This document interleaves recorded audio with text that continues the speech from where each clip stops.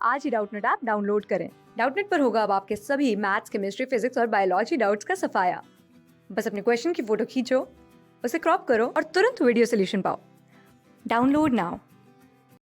Assertion हमें दी है progressive degeneration of sexuality plants का एक प्रिमिटिव कैरेक्टर है, और रीज़न में दे रहे हैं कि स्पोरोफाइटिक फेज थैलोफाइट्स और ब्रायोफाइट्स में डोमिनेंट होता है। पहले हम अपनी असर्शन को देखते हैं। प्रोग्रेसिव डीजनरेशन ऑफ सेक्सुअलिटी, इस टर्म का मतलब है कि जब किसी हायर ऑर्गेनिज्म की सेक्सुअल प्रोसेस किसी लोअर ऑर्गेनिज्म से ज़्यादा सिंपल है तो उसे हम कहते हैं प्रोग्रेसिव डीजनरेशन। इसका मतलब ये नहीं है कि सेक्सुअलिटी हायर ऑर्गेनिज्म में ख़त्म हो जाएगी, लेकिन उसकी सेक्सुअल प्रोसेस लोअर ऑर्गेनिज्म से कम एलैबोरेट रहेगी। अब ये हमें प्लांट्स में नहीं बल्कि फंजाई में देखने को मिलता है। अगर हम फंजाई को देखें तो सबसे सिंपल, सबसे पहली फंगल क्लास होती है एस्कोमाइसिटिस। एस्कोमाइसिटिस में इलैबोरेट सेक्सुअल प्रोसेस होती है। एंडोजीनस स्पोर्स बनते हैं स्पोरेंजियम के अंदर और उनसे सेक्सुअल रिप्रोडक्शन होती है।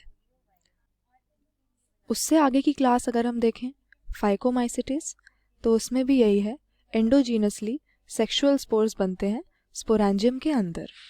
लेकिन इससे एडवांस क्लासेस में जब हम आते हैं तो बसिडियोमाइसिटिस में हम देखते हैं कि सेक्सुअल ऑर्गन्स ही एब्सेंट हो जाते हैं और सेक्स ऑर्गन्स की फंक्शंस को माइसीलियम ही पूरा कर देता है।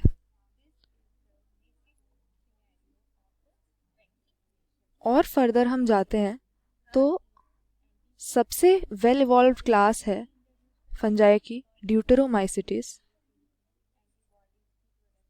और इसके अंदर तो सिर्फ एसेक्सुअल स्पोर्स से रिप्रोडक्शन होती है। सेक्सुअल स्पोर्स या सेक्सुअल फेज हमें मिलता ही नहीं है। तो यहाँ पर हमने क्या देखा कि जब कोई ऑर्गेनिज्म ज़्यादा इवॉल्व्ड होता है तो उसकी बॉडी की प्रोसेसेस और कॉम्प्लेक्स होती जाती हैं, लेकिन फंजाई में हम देख रहे हैं कि लो से हाई जब जाते हैं तो उसकी सेक्सुअल प्रोसेस कॉम्प्लेक्स होने के बजाय और सिंपल होती जा रही है, फ्रॉम एस्कोमाइसिटिस टू ड्यूटेरोमाइसिटिस। तो इसी को हम कहते हैं प्रोग्रेसिव डीजनरेशन ऑफ सेक्सुअलिटी। तो यहाँ पर असर्शन तो हमने देख लिया हमारी गलत हो गई, क्योंकि ये प्लांट्स का नहीं फंजाई का कैरेक्टर है। इसके बाद में अपने रीज़न पर आते हैं। तो रीज़न में दिया है कि स्पोरोफाइटिक फेज थैलोफाइट्स और ब्रायोफाइट्स में डोमिनेंट होता है। तो पहले इन टर्म्स को हम देख लेते हैं। सबसे पहले थैलोफाइट का मतलब होता है लोअर प्लांट्स, जिसमें हम एल्गी और लाइचन्स वगैरह को डाल देते हैं, लेकिन कई बार हम बैक्टीरिया और स्लाइम मोल्ड्स और फंजाई वगैरह को भी थैलोफाइट में इंक्लूड कर देते हैं। अब हमारा स्पोरोफाइटिक फेज क्या होता है कि प्लांट्स की लाइफ साइकिल में दो तरह की जनरेशन होती हैं। एक होता है हेप्लॉइड गेमिटोफाइट,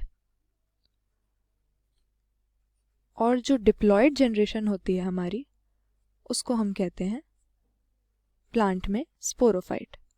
अब इन दोनों जनरेशन्स के बीच में ऑल्टरेशन होती है और उसी हिसाब से अलग अलग लेवल के प्लांट्स की लाइफ साइकिल चलती है। तो ये हमें दे रहा है ब्रायोफाइट्स। ब्रायोफाइट्स में स्पोरोफाइट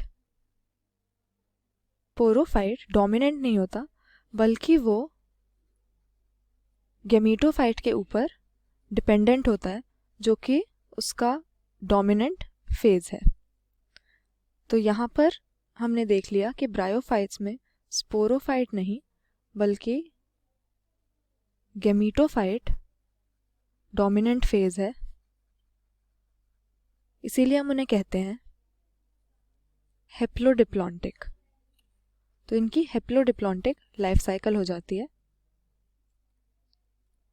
और थैलोफाइट्स की अगर हम बात करें कि जैसे एल्गी, तो जनरली एल्गी हेप्लॉन्टिक होती हैं और उनमें भी गेमीटोफाइट डोमिनेंट फेज होता है और स्पोरोफाइट बहुत कम समय के लिए हमें देखने को मिलता है।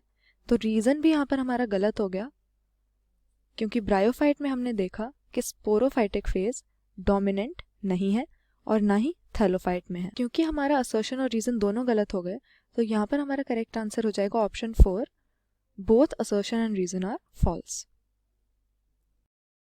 क्लास 6 से 12 से लेके नीट, IIT, जेई मेंस और एडवांस के लेवल तक 10 मिलियन से ज़्यादा स्टूडेंट्स का भरोसा। आज ही डाउनलोड करें डाउटनेट ऐप या व्हाट्सएप कीजिए अपने डाउट्स 8400 400 400 पर।